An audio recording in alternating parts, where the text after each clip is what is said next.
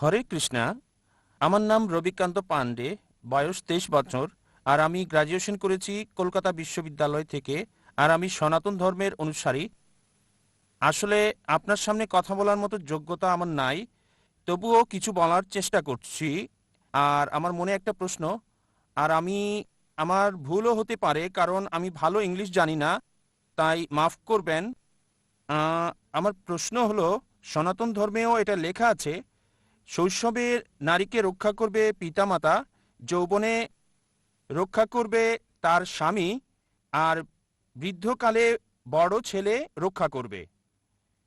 সনাতন ধর্ম বলছে এই পৃথিবীতে কোনো ভালোবাসা নেই, এই পৃথিবীতে সবাই লোভী। সুতরাং ভালোবাসা আর লোভ দুটো ভিন্ন জিনিস, আর এই দুটো একই প্ল্যাটফর্মে যেতে পারে না।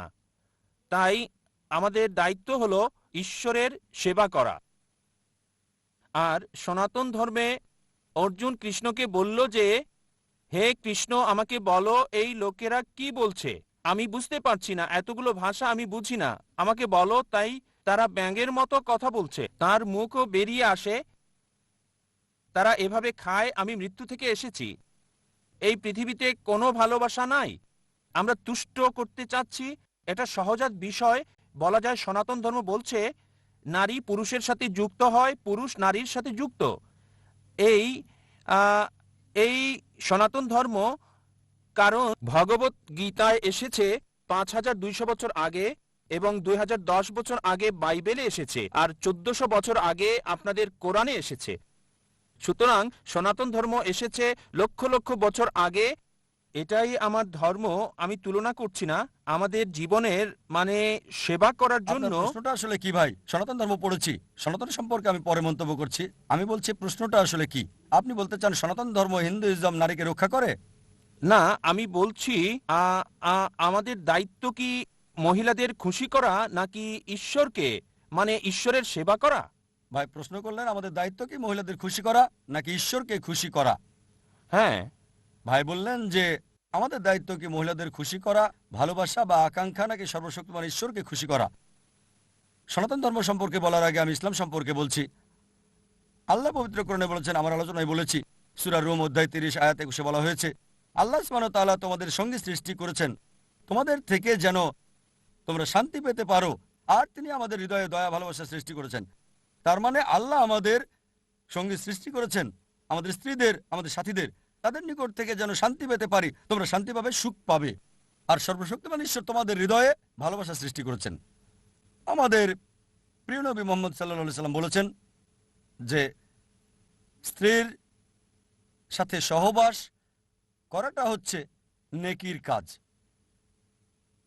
সাহাবীগণ বললেন, সহবাস করার সওয়াবের কাজ কিভাবে? উত্তর হচ্ছে, কারণ তুমি তো বৈধ পথেই আছো। যদি অবৈধভাবে তা করতে, স্ত্রী ছাড়া অন্য কারোর সাথে, এটা নিষিদ্ধ।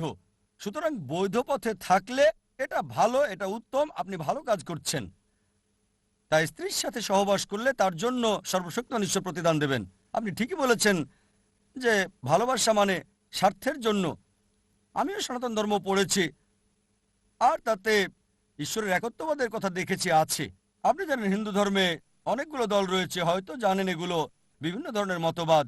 সবচেয়ে পবিত্র গ্রন্থ হচ্ছে শ্রুতি আর স্মৃতি।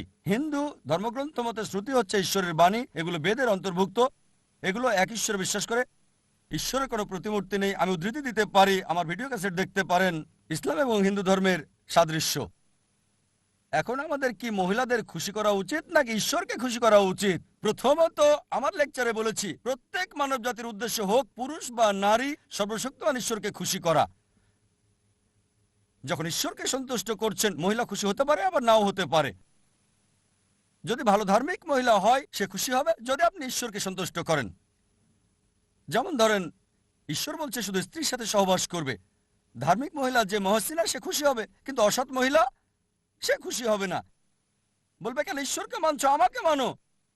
সে হয়তো খোঁতাতে শয়তান হতে পারে, সে হয়তো অনিষ্টের কারণ হতে পারে। আপনি কৃষ্ণ সম্পর্কে বললেন যে কৃষ্ণ অর্জুনকে উপদেশ দিচ্ছে। যেহেতু কৃষ্ণের কথা বলছেন যে সে হিন্দুদের জন্য রোল মডেল, আর যখন মহাভারত পড়ি, আপনি জানেন সাদৃশ্য নিয়ে একটা লেকচার দিয়েছি। আপনি প্রশ্ন করেছেন তাই বলছি। মহাভারতে কি আছে যে কৃষ্ণ যখন নদী তীরে যেত, যখন মহিলার গোসল করতে আসতো, সে তখন কাপড়গুলো নিয়ে সেখান থেকে পালিয়ে যেত। কি জন্য? ভালোবাসা নাকি অসৎ উদ্দেশ্য? কারণ সে ঈশ্বর, সে পারে। যেমন ধরেন আমি সম্মান করি, আমি ঈশ্বর যদি নারীদের কাপড় চুরি করতে চায় আর কাপড় নিয়ে চলে যায়, ঠিক আছে, কাপড় ছাড়া বেরিয়ে এসো, তাহলে কেন আপনি আমি করতে পারবো না? ঈশ্বরকে কপি করতে চাইলে কেন আপনি করবেন না? আর সেক্ষেত্রে হয়তো বলবেন এটা ঐশ্বরিক। ঈশ্বরকে আমরা কপি করব না, কারণ ঈশ্বর বিভিন্ন স্তরে রয়েছে। কিন্তু যদি কৃষ্ণকে ঈশ্বর বিবেচনা করেন, যদি ঈশ্বর নারীদের কাপড় নিয়ে যাওয়ার মতো কিছু করে থাকে আর বলে কাপড় ছাড়াই আসো, আপনি সেটা করতে পারবেন না? সহজেই করতে পারবেন। আর হিন্দি ছবিতে তাই দেখা যায়। দেখবেন এগুলো সবই আছে। আমি বলতে চাচ্ছি আমাদের সঠিকটা গ্রহণ করা উচিত। সনাতন ধর্ম পড়েছি, অনেক বিষয় আছে যেগুলো ভালো, শত শত হাজার হাজার ভালো বিষয় আছে, কিন্তু যেটা ভালো না সেটা আপনাকে বাদ দিতে হবে। আমি একটা লেকচার দিচ্ছি ইসলাম ও হিন্দু ধর্মের সাদৃশ্য নিয়ে। এখন কৃষ্ণ সম্পর্কে বলছেন, ভালোবাসা আর লোভ নিয়ে বলছেন। কৃষ্ণের অনেক কিছুই আমি সমর্থন করি, কিন্তু সব কিছু না। অনেক কিছুই তিনি বলেছেন। তিনি বলেছেন ক্ষত্রিয় হতে, অন্যায়ের বিরুদ্ধে যুদ্ধ করতে, যদি আপনজনের বিরুদ্ধেও যায়। তিনি এটা বলেছেন ভগবদ গীতায় 2 অনুচ্ছেদ 31।